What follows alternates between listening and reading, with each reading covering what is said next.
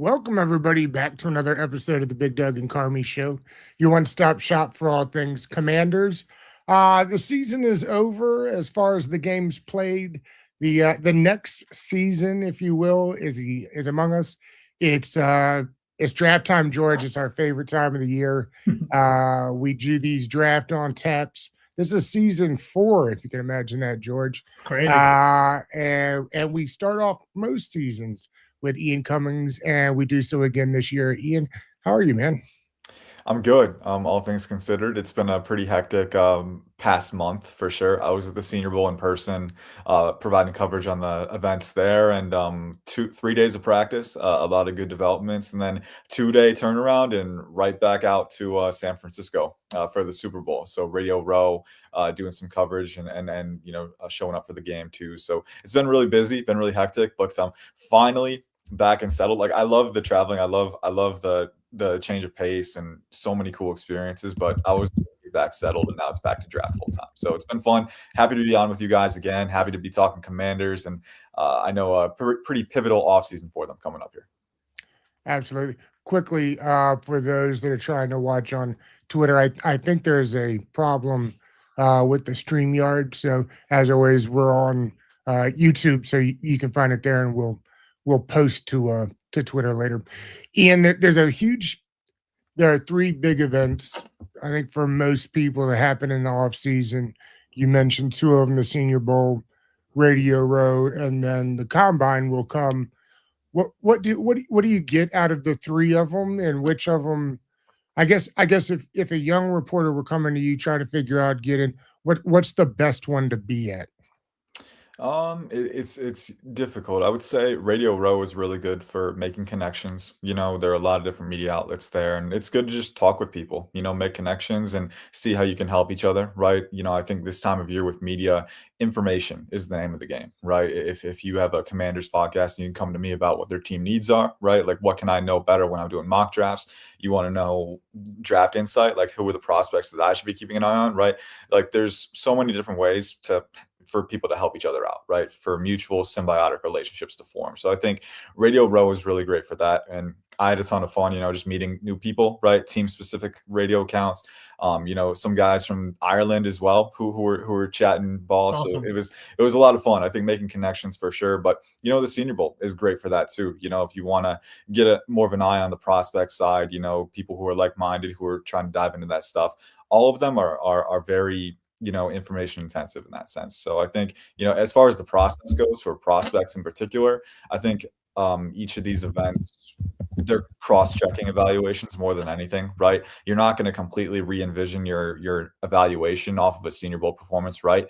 But it allows you to go back to the film and see what you missed, right? Like a big example for me was Oklahoma defensive tackle Grayson Halton. I had an awareness of him and I had an initial grade, but the Senior Bowl, he was he caught the eye because he's explosive. He's got a great power profile, and then the motor was hot. The agility to offset and gain angle advantages. So you're able to isolate those traits in a confined setting a little easier, and then you can go back to the tape and see what you missed as far as grading it. Right, the NFL Combine is pretty similar. Right, 40-yard dash times, vertical jump, broad jump. Those are important for cross-checking, making sure you value prospects' athleticism enough.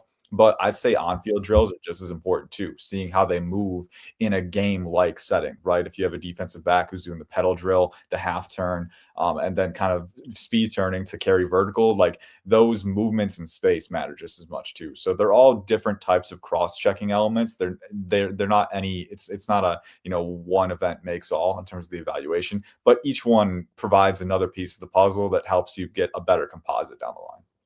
Ian, when does the process start? Obviously, you have a vast knowledge of the players. You've been looking at tape for a very long time. Does it start immediately when the season ends, or like for next year, or when do you start looking at the draft again? Man, if I, the real answer is April 31st, May 1st. Whenever the first day after the 2026 NFL draft is, we're rolling over to 2027. Now, obviously, I have to take my time off. It's a very, very grueling process. And for the Senior Bowl week alone, and the weeks leading up to it, I was prepping my board, making sure that I covered all the bases. And during that week, you're working 15-hour days sometimes. It's just over the top, and you need to have time to decompress. That's just it's we're humans, right? We're not robots. You can't be all go 24/7. But at the same time, if you want to cover enough ground to have a good sense of what the class looks like leading into the season, because once the season hits, everything changes, right? And you got to Mhm. you have to start early and you have to cover a wide expanse of players. So it starts very early. It's not constant from that point on. Definitely take some time to decompress in the summer when you can, but when you start early, you give yourself some flexibility. Absolutely. It feels like the more people I've talked to that this year's draft is a rough place to maybe be at number 7.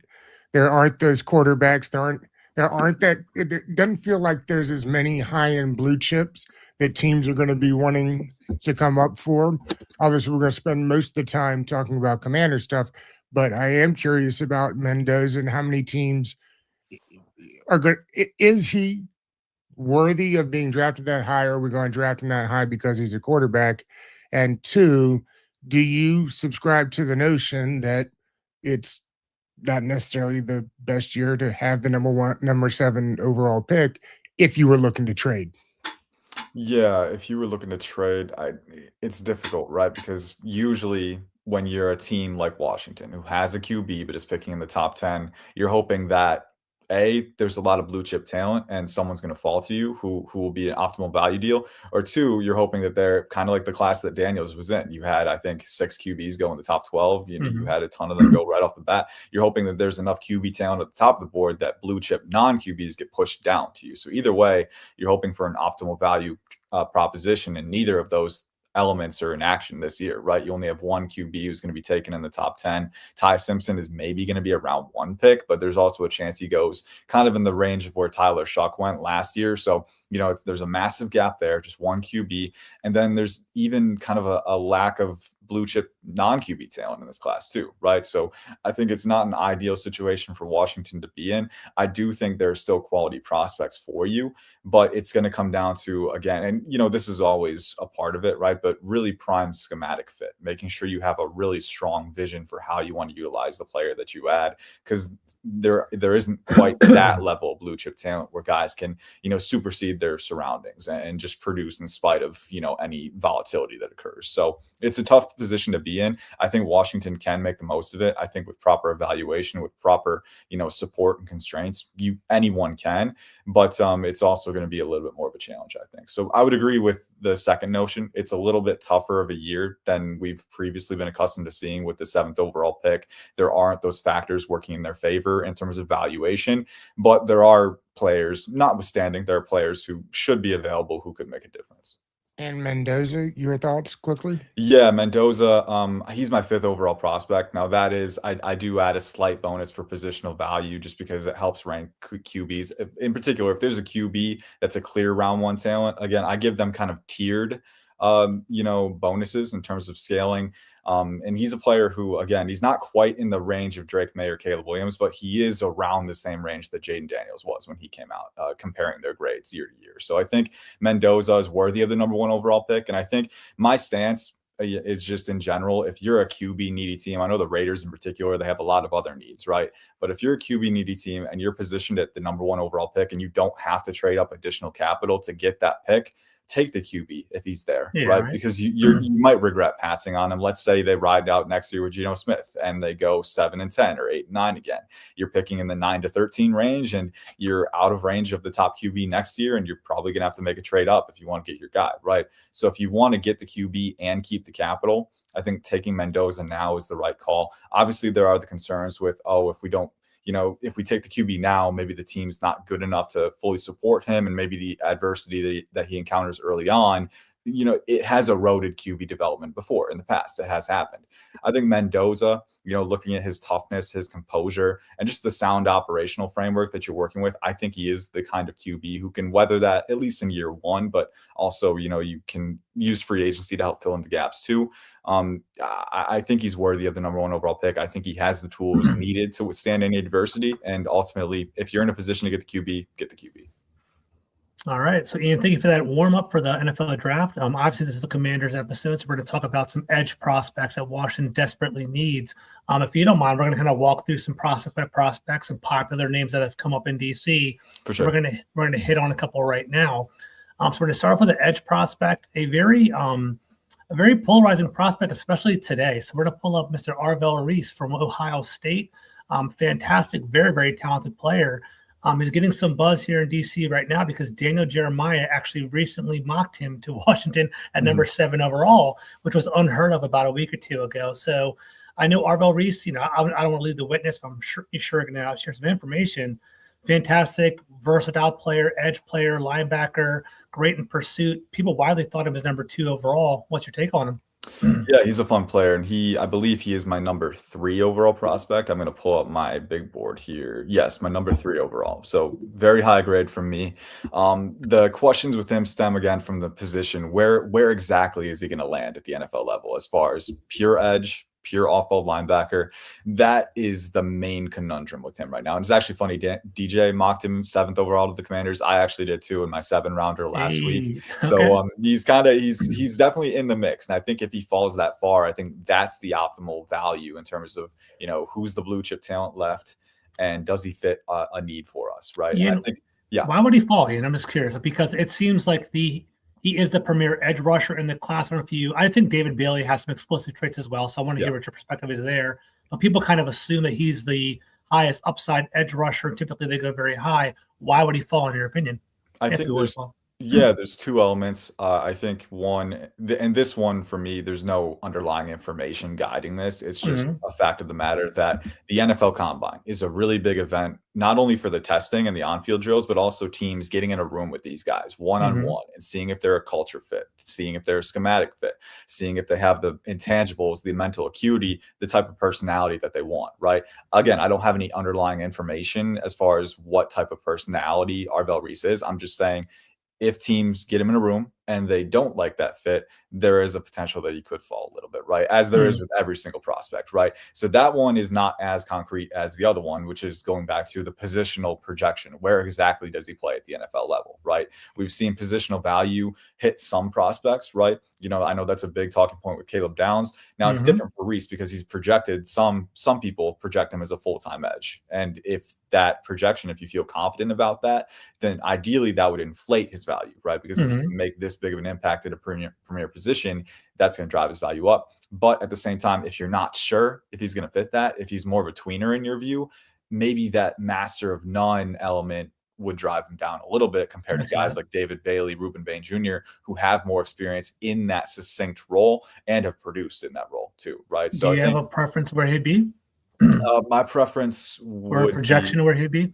Yeah, I'm on the fence a little bit, right? Because I do think I do think he's a very good off-ball linebacker, right? I think Sonny Styles is probably the more complete off-ball linebacker, but they play different roles, right? Sonny Styles is going to be more of your Mike and your Will, and he's going to play in coverage a little bit more, but he's also a guy who can come downhill against the run. He's really good with gap processing. He's really good at stacking and shedding blocks and just maintaining spatial discipline while playing physical because he's got the size and the athleticism for it. Arvell Reese is more of your attacking Sam linebacker, in my opinion, where he can go on the front side and just steamroll, front side pullers and lead blockers. But then he's also got the ability to play really physical on gaps and, keep gap discipline, stack and shed again. And then you mentioned it earlier, I believe, or maybe it was in the message. It was in the message you sent me, right? But the pursuit value is insane with Arvell Reese. I mean, he is an apex predator in space where he's faster than you. He's bigger than you, and he's really twitched up on correction too. When it comes to breakdown angles, it's really hard to get him off balance because, again, he's so rangy and he's so agile and instinctive on recovery, and then he swallows you up with his range too. So as an off-ball linebacker, I actually think he's very, very good, but I also think that the projection as an edge rusher is extremely compelling because you see some of those power rushes that he has where, again, he's insanely explosive off the snap at 6'4", 243 pounds, titanium plated frame with really, really good length. And he can just barrel through offensive tackles on an island. But then also, those really diverse blitz and stunt looks that he executed, right? The coffee house stunt against Texas or against Penn State, rushing to the apex against Drew Shelton, beating him crazy. There. I saw that game. The upside is through the roof as an edge, right? So my stance, whenever there's a player who's like this good as an off-ball linebacker, but also has upside at the other spot, I don't like to constrain guys to one spot because again, if you have someone who can be utilized with versatility, right? Disguise pre-snap looks, maybe he's feigned as maybe he's mugging the A gap or he's lined up a 7 tech right off the line, but then can drop into coverage, and disguise. I was going to ask you about that. Yeah. So can I ask you? I'm sorry to interrupt you, Ian. No, you're good. I think we're fading more into like a 3-4 defense. You're kind of talking Yeah. about that with Deontay Jones and Brian Flores. Do you kind of see him as a 7-tech that could potentially drop back into coverage or do you see him more as an inside linebacker that could potentially, or both? Like, do you see kind of the flexibility there?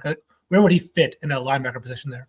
I think I could definitely see him fitting kind of a hybrid role there for sure. But I think in particular, if you're looking at him as an edge rusher, I think a 3-4 scheme where he can rush more from wider alignments and where he has that runway, he's obviously his first step is incredibly explosive, right? But when he has room to really open up his strides, that's where he chews up a ton of ground. And he's got the cornering ability, he's got the bend where he can take advantage of those angle advantages, rushing from wider alignments, and he can either dip below or force tackles to widen out and kind of sacrifice their shoulder and then just obliterate them with power. So there's multiple ways that he can play that, and I think an odd front, 3-4 wider alignment usage would really help with him. But I also think, again, he's a player you can kick inside if you need to. And again, he can mug the gaps. He can drop into coverage. He can do all of those things. Again, in terms of coverage play, he's not as fluid as Sonny Styles, but I still think his coverage ability is undervalued a little bit. I do think he's sound there. He's at least above average in coverage where he can maintain depth discipline. He's very quick firing when, on ball carriers underneath. And again, that range and pursuit really, really shows up too. So I don't want to confine him. I would probably use him, and my comp for him is kind of a Jamie Collins 2.0. Like Jamie Collins at his peak was one of those guys who could play as an attacking Sam, playing downhill, but then also had the ability to rush the passer when needed. And I think I was going to ask you what you liked as a comp. What did you guys like? Jihad Campbell from last year? Is he in the same realm? I'm thinking about like Nolan Smith, like not undersized guys, but guys that use speed to get to power more. Yeah, for sure. I think Nolan Smith is another decent one, right? Arvell Reese is definitely bigger and longer for sure. Yeah. But I think, again, guys who use their speed to generate power, right? Arvell Reese is not that lumbering, long guy who's going to be more of a forklift style. No, he will explode through you, right? and that's the fun part of his game, is that it's just so inherently explosive and dynamic that you want to use him in both phases. Ultimately, I think it's going to come down to, how refined can his pass rush palette be, right? Because he is a little raw as an operator right now in terms of execution. He's got the raw power, and he's shown that he can obliterate anchors with that power, and he's shown that he can execute diverse stunt and blitz looks. But aside from that, the rush palette, the rush plan can be a little underdeveloped. Right. I've heard that. Yeah, so young guy though, right? Does he doesn't turn 21 till after the draft, does he? He's a very young player. Yeah, exactly. So that's kind of where the NFL Combine comes into play, right? Are you comfortable with the mentality, with the mindset? Do you think he has the developmental potential to become that independent rush specialist, right? Or is he going to be confined more to artificial, rush production where he's being weaponized by the scheme, right? So I think that's kind of where the dichotomy comes. I think he's a phenomenal player as an off-ball linebacker already. So I don't think, again, if the edge experiment doesn't work out and you have to move him to an attacking Sam role, I still think you're getting an incredible player, right? But again, if you want a pure edge, maybe you look at another guy first, right? That's kind of the argument here. But if you're comfortable with the mentality and the developmental potential, then I think by all means it's a sound investment to make. That's a great segue. And Doug, I don't know if you have any last minute questions. We have 10 prospects to go through, so we can kind of transition to the next one. But Arvell Reese just seems like a superior defensive performer, great athlete. It seems like the high edge would be an edge rusher, but a fallback would be a off-ball linebacker. But it's a can't lose, in your opinion, right, Ian? And you've got him at 3 on your board, right, Ian? Yep. So he's 3 on my board. I don't want to say a prospect is ever can't lose, although if we talk about Caleb Downs, maybe we can discuss that a little more. He's on our list. We're going to get there in a minute. We'll be there in a second. I will say the draft is all about making investments, and you want to be able to rationalize that investment, right? Is this player worth the pick we're spending? I think Reese right now, as his valuation stands, I think he's worth the investment. We don't know how he's going to pan out, but in my mind, he's very much worth it. Got it. We're going to transition in a second. Ian, I have a question in the chat. I don't know if you know this off the top of your head. Master Andrew, thank you for watching. He says, I do wonder between Reese, Bain, Bailey, and Sonny, who would have the higher RAS score, because we learned that the last 2 years, AP heavily relies on that.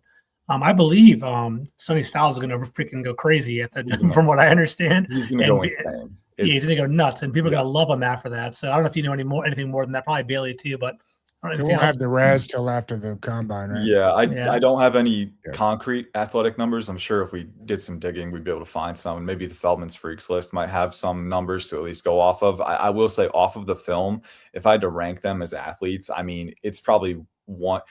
Oh, it's so difficult, man, because Sonny Styles is going to go crazy. Nuts. People don't realize that yet. He's a freak, man. My comp for him, I know we're not talking about him today, but my comp for him, if you remember how good Leighton Vander Esch was in his first year, I see Sonny Styles as that type of talent. I mean, he's just so good. Arvel Reese, though, if it's a 1A, 1B situation with them. And then if you watch David Bailey, his first step is certifiably insane. So I think all three of those guys are going to test extremely well. Right. I think RAS, in terms of size, Bailey's measurements will be key. He's a little bit lighter, but I do think he has really good proportional length. So I don't know if it's going to matter as much. Caleb Downs is an extremely good functional athlete. I don't know if he's going to blow the doors off the stopwatches quite as much as the other guys with the vertical jump. But again, a very, very good athlete. So all four, I think, should pass the threshold. You're such an easy interview, Ian, because our next prospect is going to be David Bailey. It's a great transition to our next one, which is fantastic. And just for those of you that don't watch or don't follow consistently, Bruce Feldman has an annual freak list where he basically previews athletes before the combine, just kind of look at their stats and their 40 yards and their vertical leaps. I know for a fact, I saw the list, David Bailey and Sonny Styles are both on the list. Mm-hmm. They both were like clocked at 23 miles per hour, like 40-inch verticals. And they were just crazy. They're going to go nuts. So we're going to jump into Bailey in a second.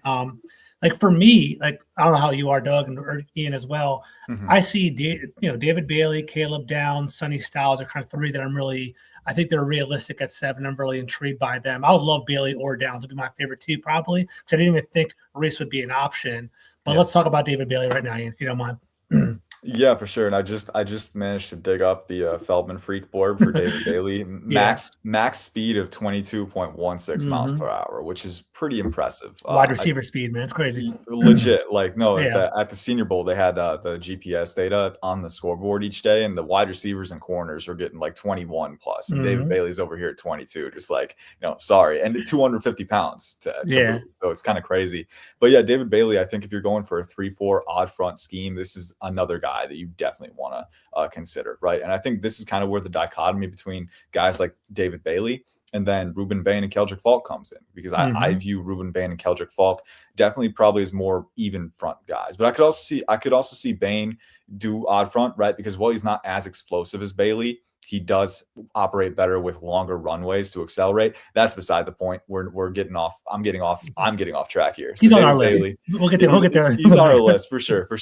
But David Bailey, 6'3", 250. Obviously the combine weigh-in is going to be very scrutinized, but I do want to note players often weigh in lighter than usual at the combine because they're trying to run faster. They're trying to move a little better, right? So it's not their playing weight usually. But he in terms of I actually thought he was lighter than 250. That surprised me a little bit. Yeah, no, he's got really good compact mass, I think, for his size, and really good proportional length too, which aids in generating speed to power, right? I think a lot of what David Bailey predicates his game on is just being more athletic and quicker than other guys. But again, he knows how to use it. And that's the exciting part with him. He's hyper energized, explosive, electrified mover with that short area agility and twitch to both offset offensive tackles and work across face after baiting them outside or inside. So again, you're working with an edge rusher who's very, very attuned to manipulating and capitalizing on rush angles, but then also has enough. I don't, in terms of bend, I don't think he has elite cornering ability. I do think he has very good cornering ability. I think his ankle flexion when he does get past the apex is very good, but his frame, 6'3", he's a little high cut. So he's a little stiff in the hips sometimes. So he's not always able to roll his hips through the apex, but more often than not, he's just so freaking explosive that he can get past tackles and get the angle advantage outright already, right? So it's not that much of an issue. And then he has shown that he can generate speed to power with that explosion, with that proportional length. In terms of his pass rush bag, it definitely expanded this year, right? And you could see at Stanford the upside that he had, but a lot of his wins at Stanford again were just like speed and burst, right? Getting to the point quicker, reducing beneath the arc with the respectable bend capacity that he has. But I think this year you did see a player who was a little bit more methodical with his approach. Again, what makes me so confident in his projection is that the foundation of it is the athleticism and the rush angle IQ. He's so good at baiting tackles into optimal position where he can then make the next move, right? And he's got swim moves, he's got arm overs, he's shown that he can use chop rips and dip moves as well. So he's a player who definitely has that really versatile rush palette. I think if you're trying to weaponize him on interior stunts, you definitely want him to boost up his mass a little bit for sure. And also, I think there are times having a high cut frame where his lower body drive does stall out a little bit sometimes, right? So you want him to keep that lower body drive, maintain that pad level and leverage acquisition, that base load farther into reps. But when he's properly aligned, he can just plow offensive tackles back. And then his motor is certifiably unhinged. There are some times where you'd like him to maintain discipline after the snap, because I do remember he had an incident where he stomped on a player, and then he did get into a fight with a cameraman after a game. I believe it's Stanford. So again, it's mainly temper on the field, right? You want him to tone that down a little bit, maintain discipline, but at the same time, you have a guy who's going to give 110% on every single down. The run defense is the issue that's been most scrutinized on the field. I was going to ask you about that, Ian. So, I guess Master Andrew Radar, thank you guys for chiming on the chat. The critique for David Bailey is that he potentially isn't stout against the run. He potentially might not be, he might not be a 3-down edge rusher. Do you see that as a potential issue on the next level? I think it's definitely something to bear noting. I think it's one of those things where, one, he can still get a little bit stronger, right? His playing weight was around 250. He'll probably weigh in a little bit lighter than that at the combine if he's going to test. But even then, I think he has the frame to potentially get to 260 and 255, 260. And you definitely want him to get a little bit stronger. So I think that's one issue for sure. And is he ever going to be the complete immovable object that Ruben Bain is in exterior gaps? I don't think so, right? I don't know if he's built quite that high. I think his lower body can add a lot of mass too. He's definitely a little bit lighter in the lower body and a little bit more well proportioned in the upper body. But also being high cut, when you're high cut, your hips are a little bit higher up. It's a little bit tougher to, when you acquire leverage, when you initially load your base off the snap and you explode off the snap and you have good leverage acquisition, you can move your guy and you can kind of limit displacement. But if you don't win the leverage battle right off the snap, it's really easy for guys who are high cut to be wrenched upright a little bit easier. And then when he already doesn't have really good lower body strength, that's when he can get moved off his spot. I do think there are flashes of him stacking and shedding at the line. And again, he has the initial explosion and the length that would feed into that very well. But when you have inconsistent leveraging in run defense and you're not the strongest guy at the point either, those things can work against you. And especially when he's hit with combo blocks, he can get washed off the line pretty easily and driven upright pretty easily. So I do think he has the motor I think, again, it's not an issue of, not having that same buy-in as a run defender. I do think he has that. But I think he needs to improve his leveraging a little bit more. And I think he definitely needs to add a little bit more lower body mass as well. So a work in progress there, but I do think there's room for optimism. Where is he on seven? Where is he on your big board? On my big board, David Bailey right now is 12th overall.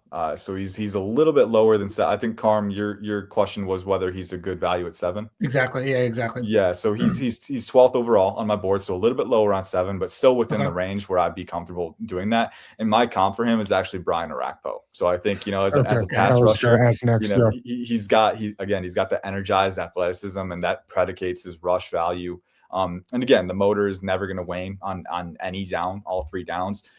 And I do think he has the frame to add more compact mass. He's already pretty good as far as that's concerned, but again, can always get stronger. And ultimately, just you're skewing the meter towards pass rush production with him as opposed to run defense solidity. But in today's day and age, right, pass rush value is very, very important, right? That said, with the too high revolution, we're also seeing defenses want to get heavier and more stout against the run. So if you can get the best of both worlds as an odd front scheme, that makes a big difference too. But also, I know the Commanders in particular this year might have oscillated too far towards that, right, at the cost of pass rush production. So I think David Bailey is a sound investment where that's concerned. Real quick before we get on to Ruben Bain here on the last guy, more important for him to get to the combine and be fast. Everybody already knows he's fast, or get to the combine and show you can be 260 pounds. I think it's difficult, right? Because if he shows up at 260 pounds, teams are going to want to see how he tests at that weight, right? They're going to want to see if there's any sap in explosion or speed, right? So it's a kind of a catch-22 for him, unfortunately, right? A lot of guys weigh less so they can run fast, and those numbers can juice their grade a little bit. And again, if your evaluation is sound, I really don't think it should affect your grade all too much, because you can see the athleticism on tape. One of the number one risks in evaluation is don't double count these things, because then you're not properly valuing it, right? Yeah. His athleticism is extremely valuable. And if he runs and tests, we're going to see that quantified, but that doesn't change what's on the tape, right? So if he weighs in heavier, that would be a good sign in theory, but we'd still need to see how he tests to see if he retains it, or at least takes part in on-field drills, right? So I feel like with Bailey, you can get one or the other, but it's going to be a question for him regardless. Yeah. Okay. So to pivot really quickly, I feel like there's a dichotomy between these two edge rushers, right? We have that fast speed, twitched up David Bailey. We have the powerful, stout, potential run defender in Ruben Bain, who also can be a good edge rusher as well. So let's talk about him. I've seen his projection go up and down the board. I've seen him go as high as 2 and 4, seen him fall down to 9 and 10, seen him land with the Washington Commanders at 7 quite often. For me, this is my initial thoughts. Ruben Bain throughout the year had up and down like season. In the ACC, I wanted him to dominate potentially more, especially as a top 5 draft pick. But then in the playoffs, he exploded and had a very, I think 4 sacks in 4 games, something crazy like that. I guess, what are your thoughts on Ruben Bain and what's your takeaway from him? Yeah, for sure. This year was very and I see a question in the chat: is David Bailey a true 3-down edge? My answer, real quick, would be he can be. I don't know if he is right now at the NFL level. And the reason I'm answering that is because I think Ruben Bain can be a 3-down edge at the next level, right? So I think with Ruben Bain, you mentioned it. It was an interesting year for him, and he was coming off a 2024 season where he was heavily impacted by a calf injury. So he clearly didn't have the same explosion in 2024, but he came back in 2025. He hit the ground running. He was productive from the get-go, and I think you saw that it's not quite the same brand of explosion as David Bailey. David Bailey, again, is very energized, just an effervescent mover. Ruben Bain, it's kind of a powerful explosion, right? It's kind of lumbering a little bit, but he still covers a ton of ground on his first step, and you can see him on film surprising offensive tackles because they don't expect him to get the kind of depth that he does, right? And then he can use that to siphon power or corner with his cornering strength, right? And he's got some pretty impressive finishing flexibility too. So a really fun element of his profile there. But he started hot. There was definitely a mid-season lull in his production, and I think that kind of showed on the tape too, where he wasn't quite as consistent as a disruptor. I do think he's a little stiff in the hips too, which showed up in those weeks in particular. But in the CFP playoffs, he came back with a vengeance, and he was not only productive but wreaking havoc week in and week out. And I do want to give a shout out to the other guy on the other side. Akeem Mesidor is a really fun player too. Those two were very fun to watch over that stretch, and Mesidor actually has a top 32 grade for me. So both guys are really, really good players. But Ruben Bain Jr., his profile is extremely unique. You're looking at a guy who he's listed at 6'3", maybe 6'2.5" is what he'll measure in at, right? But over 270 pounds. The arm length is going to be a concern for some people, right? Definitely short armed on tape, and there's concerns that he might measure as short as 31-inch arms, which is very, that's close to outlier territory. And it's definitely with evaluating. As a man with short arms, I hate that we even have to have this conversation. But Master Andrew here has a good point, right? I mean, I don't know if you saw the question yet, but that Will Campbell kind of showed, those arms kind of showed up, it felt like, in the Super Bowl, maybe not all season long, but it is a thing. It sounds weird to say, but to your point, those are going to be some of the shortest arms we've ever seen for a Yeah, defensive end. for sure. And I think again, I seeing the Will Campbell game in person as well. I think it's a really interesting conversation because I do think if you're that good technically, if you're a true technical savant, right, and you're that precise, like with your angles and your hand usage, you can counteract any limitation with arm length, right? And I think for me, it made me go back and realize like maybe Will Campbell wasn't quite the elite technician that I had Okay. built him as coming out, right? So for me, I think because we have seen guys like Rashawn Slater, right? Like he counteracted it really well, and when he was healthy, he was one of the best tackles in the league with the Chargers, right? David Bakhtiari, if I remember correctly, wasn't the longest guy, but was still very, very good technically. So it's one of those things where I do think you can counteract it if you're technically sound enough, right? Or if you're powerful enough, right? There's multiple ways you can counteract it. I do think we could see an effect where teams value length a little bit more because of that. But with Will Campbell, a lot of the rushes that he lost on in the Super Bowl, it was his pass set angle just not being sound enough, right? Or maybe setting too far outside, allowing guys with inside counters, or maybe not hedging for a stunt well enough, right? So we get fixated on arm length, and my opinion is that when you have shorter arms in the trenches, it reduces your margin for error, right? But I don't think it's an ultimate trump card for the other guy. So I think it's a really complex discussion. But I do think you can counteract arm length limitations if you're sound enough in other areas. And bringing it back to Ruben Bain Jr., I do think whatever arm length limitations he has proven that he can counteract that with the powerful explosion and the ability to reset the line with power output and things like that, but then also the leverage game. I mean, he's so good at winning the pad level battle and playing underneath his opponent, and then he's got that elite raw strength where he can sledge upwards, stack and shed in run defense, or absorb combo blocks and double teams with his really stout lower body. But then also as a pass rusher, he again, that explosiveness shows up. And even though he's not quite the bendiest guy in the hips, he has this uncanny ability of shortening corners just with raw strength, just moving his tackle off his spot after making contact and just kind of prying through those windows to get to the QB. So again, guys can counteract these limitations, right? These limitations matter. They reduce their margin for error, but that doesn't mean they aren't irreconcilable, right? I think there are ways to work past them. I do think Bain does. But again, the issues with Ruben Bain are going to come from. I'm very curious to see how he tests, because I do like that explosion shows up. But again, you also see a guy who's a little lumbering at times, who's not the most fluid of a mover either. Yeah. So more of a linear power producer, in my opinion. He does, I think, have enough offsetting agility where he can at least win with swim moves and arm overs and use that to his advantage. But what I think Ruben Bain really makes his money as, again, is just a high motor, two-phase disruptor, a guy who can weaponize his power as a pass rusher, right? And he understands angles too. But then in run defense, he is the multi-tool edge presence in run defense, where he can set the edge solo against solo blocks.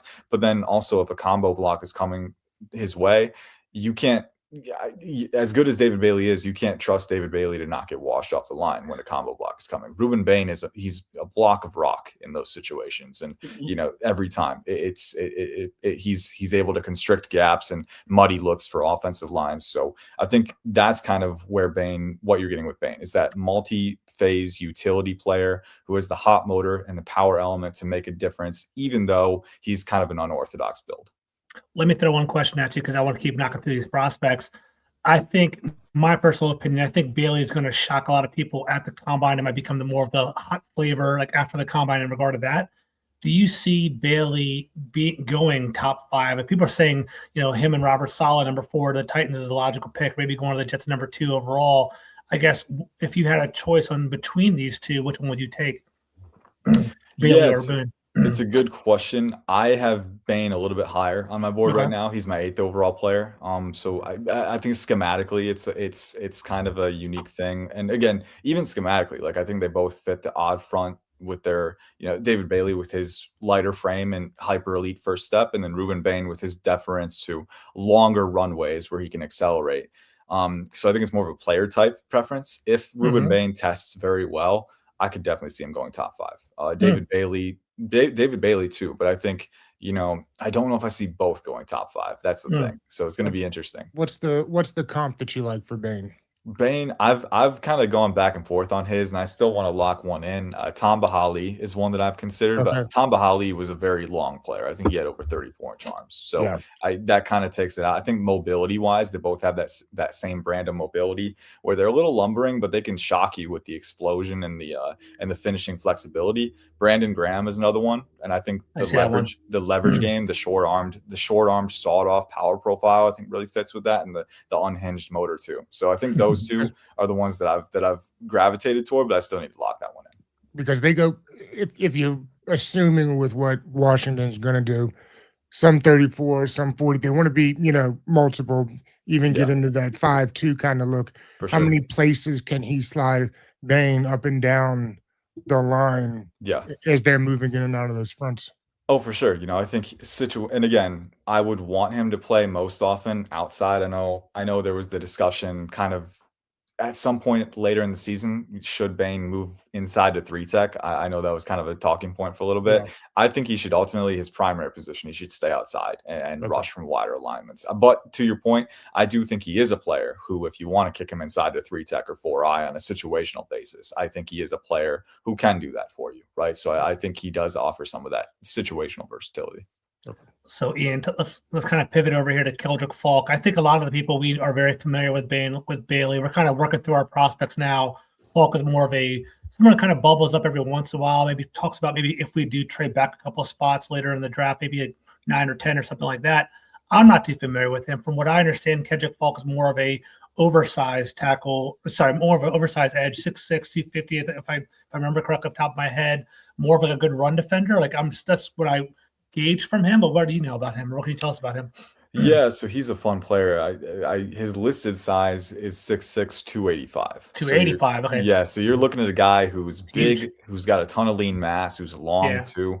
His measurements are going to be very heavily scrutinized at the combine, because if that tracks, like, this dude is physically, he's put together different, right? And I know, athleticism at that size can be difficult to gauge, but he appears very athletic from my evaluation. I think he has really good first step explosion where he can use that to reset the line and run defense. And that's where he makes his money right now. He is in my opinion, a phenomenal run defender. He's so good at resetting the contact point with that explosive power and that length. And, for his size, he's pretty good at acquiring initial leverage. I think he's shown that he can load his base, maintain proper pad level through reps, and then ultimately, use that gap and hip leverage IQ to keep to his assignments. And there are times where he can process a down block quickly enough where he's able to just kind of, sledge that guy out of his frame and work across face and then swallow up the runner in the backfield. So really good run defender. You're working with a guy who has a day one ready power and strength profile, but then also has the traits to potentially project as a really good pass rusher. The problem is we never saw that development at the collegiate level, right? He's a traits versus production type of player, exactly. Right? I've heard that before. Okay. Yeah, and I think if I could wrap it all into a bow with him, I think it's like you said, he's got all of the traits that you would want, and he has the day one ready run defense profile, which I think gives you some security, because you can at least have him out there on early downs. But I also think he's pretty bendy for his size. He's pretty flexible, but again, just not a ton past initial power, right? Where's he at on your big board? He is my 22nd overall player, so a little bit lower for sure. The rush plan can be inconsistent. I was hoping to see more refinement, more development this year as a pass rusher and independent rush player, and I didn't really see it. I kind of look at him in a similar lens to Michael Williams, who went to the 49ers, but I think Michael Williams was because Williams wasn't a refined pass rusher either. But the thing with Williams is you could utilize him on stunts, and he was really good at that, knowing how to align his hips and kind of rush across alignments and use that explosion to channel power. Keldrick Falk as a pass rusher can be very inconsistent right now. So I think you're looking at him as a high floor run defender with all the tools that you would want as a pass rusher, but so far consolidating those tools into proven consistent production, it hasn't happened yet at the collegiate level. So you're definitely banking on the future projection with him. I know we're running short on time. Who you got next year, George? So let's take a look. All right, another one, Cassius Howell. People love him, actually. Go ahead. Yeah, I'll go relatively quick with this one because he's not as high on my board. I think he's if I can, I'm It's scrolling more of like a down second here. round pick, like low 30s, or Yeah. This is a guy that played safety and got too big and became a linebacker. Is that right? That's Sonny Styles, I think, right? Yeah, that's Sonny Styles. Yeah, Okay. Cassius Howell was at Bowling Green, and I did find him on my board. He is currently, and again, I'm going to be reevaluating, but he's 81st on my board. So Okay. the big thing with me is the power profile. I don't see the speed to power that I would like to see from a guy who's that small, right? I think, around 6'2", 249, potentially 31-inch or sub 31-inch arms, right? So again, all of the size outlier things that we said with Bane, it's applied even more with Cassius Howell, right? But at the same time, he's explosive, he's agile, he's very bendy and flexible, and he's coordinated with his motions. He's got a deep pass rush bag, and he knows how to get tackles off balance and how to, capitalize on that. And then even though he's not built to be an edge setter in the run game, I do think his motor, his ability to run and chase shows up there too. But physically, I think you're working with some limitations that you got to address. I don't know if he's built to be a 3-down defender at the NFL level. Is he Frankie Louvu? No, I don't think he's Frankie Louvu because he is primarily an edge rusher for Okay. sure. I do think he can drop into coverage if you need him to. That's kind of the benefit with him is he is a smart, heady player, right? And he can, drop back into the flats and patrol the flats and close on guys. And he's also very aware as far as, being a deflection threat, getting his arms up at the right time. I think there was one game this past season where he had 6 pass deflections or something crazy. Wow. So he's always around the ball. He's a high motor guy mentally, and from a pass rush perspective, he's exactly what you want as a catalyst. But I think there are some schematic and archetypal limitations that come into play with him. So only if you're willing to acclimate a player who's kind of a size outlier in your scheme. And I think if you pick Cassius Howell, you maybe do want to double up at edge and get a guy who's a little bit bigger and translates a little bit better. But as a pass rush catalyst, as a motor guy, I think he at least bears consideration within the right value. I think round one, you see him in round one mocks because of the production. And while I understand it, that's definitely too rich for me. All right, let's start flying through this. I think we have 3 players left. We have 6 minutes. So we'll see, whenever you got to go, let us know, Ian. But we're going to start looking at the safeties class. But I think we're only looking at one safety, actually, and his name is Caleb Downs, who I love. He's fantastic, probably one of the best all-around players in college football. I guess give us a 1-minute summary on him. I think we all kind of feel pretty familiar with him. This is the pick I want right now. Yeah, and the tricky part with Washington, right, not having that second rounder, so you got to wait until 71 until you pick your next guy. So if they don't pick an edge, right, I think Howell goes before 71. That would be an optimal combo. But Caleb Downs, 1-minute summary. He is the consummate glue guy. He can play any position that you need him to. Preferably 2 high, split high safety, or rover in the box, right? But I think he's a guy who proved at Ohio State, even as far back as Alabama, but definitely at Ohio State this past year. He is one of the cleanest prospects that I've ever evaluated. All right. In coverage, his coverage mobility is so good. He's fluid. He's got a great swivel. He's very efficient and tight on his pedal. And he can instantly redirect and click and close and recognize route concepts. And then his targeted physicality. I mean, against the pass, he plays with very, very willing physicality at the catch point. But even coming downhill and run support, he can scrape across blocks. He can resist rub routes on short and intermediate concepts. He can tackle with profound efficiency and consistency.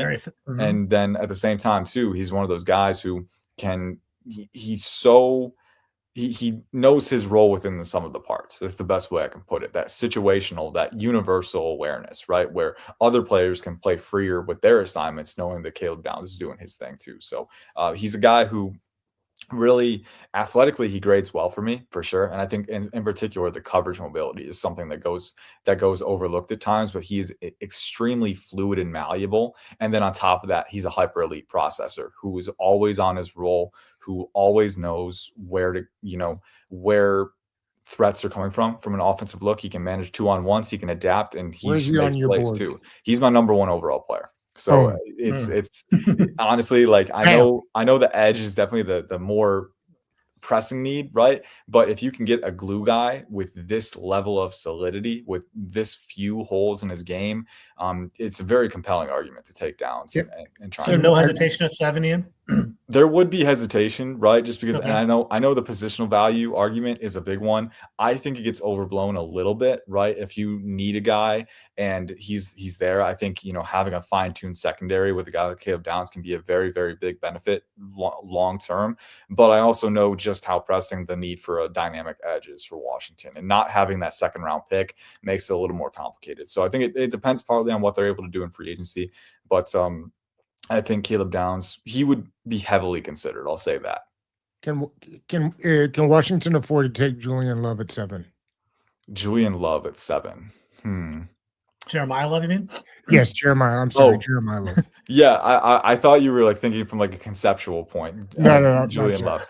Because it's actually funny. I do comp a player in this class to Julian Love, but Okay. Jeremiah Love at 7. I don't think Washington can afford to. As much as I love Jeremiah Love, you have needs at multiple premier positions, right? Yeah. Even if you don't get an edge, I think safety is still a very important position, especially if you can get a player of Downs' caliber at that spot. So I would not do it. I would look towards day 2 and maybe day 3 to get a running back. And I do think there are some potential value deals. And I know this running back class is it's a little weaker than average after Love, but there are still some guys. Yeah.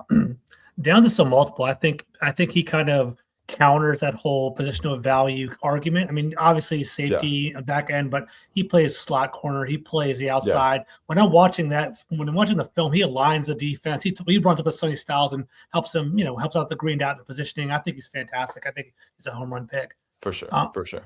Ian, do you have another minute or two? Or are you so busy? Or you got to go? Yeah, hold me to a minute. Who are the 2 remaining guys? 2 cornerbacks, and I want you to talk about them because they are very interesting. They're coming up in our conversations. They are Mansour Delane and they are Jermod McCoy, because I know they're both they're different. They're arguably cornerback 1 and 2 in the class. Mansour Delane had a dominant year this year. Jermod McCoy sat out this year, so I'm curious what your thoughts on both of them. Yep. So I'll go rapid fire here. I'll get yelled at a little bit if I'm late to the meeting, but they also know I'm on a podcast, so this is important stuff here. But appreciate that. Mansour Delane again.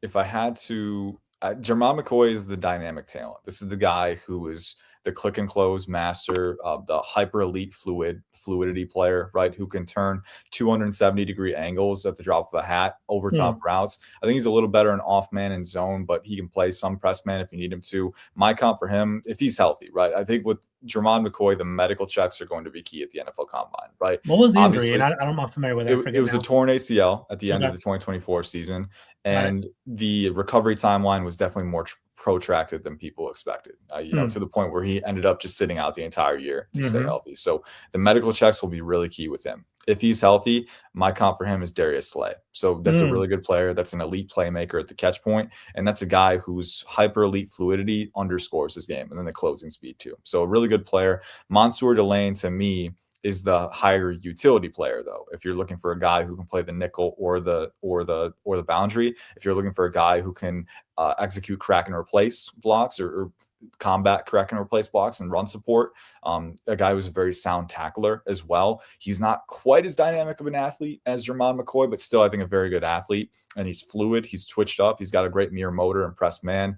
He can play off man and zone and orient to 2-on-1s if you need him to. So very smart, intelligent player, just kind of a multi-tool on the back end who's got that elite playmaking propensity as well. Either one worthy of 7? Let me check my board here. I think they're both just outside my top 10. Mansour Delane is 13th for me. Jermod McCoy is 15th, but I do want to preface, I did put a medical penalty in there for Jermod McCoy. So if the medical penalty is not there, he is my CB1. So it's pending the NFL Combine. If the medicals come back last one on these corners for me. Yeah. Who fits best if they've got Sanders in the slot and they've got Amos outside?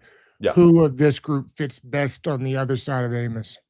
I would say, again, if he's healthy, I would say, and I'll preface by this too, if you're looking for run support play, I think McCoy is, above average in run support. He's decent, right? But Mansour Delane is very, very good in run support. So if you're looking for a corner on the other side on the boundary who can come downhill and enforce reliably, I would say Mansour Delane. If you're looking for athleticism and coverage mobility and playmaking, if he's healthy, I think McCoy takes the cake. So it depends on what your preferences are, what you want from a defense in terms of tone setting. But they both very considered. I hate sitting on. I feel like I sit on the fence all the time. But No, you're fine. I would probably prefer You're Mansour objective. Delane a little bit in that mixture. Ian, it's 3:02, man. I don't want to hold you any longer. Thank you for coming by. This is a great segue to allow you to come back at some point before the draft. It's fantastic. Yes, sir. Yeah, we'll get you after the combine and do some mock drafting. For sure. Sounds good. So much more to talk about, as is always the case with the draft. Appreciate you guys. Good talking with you, and we'll catch up soon. Thank you, buddy. See you, man. See you guys. See ya.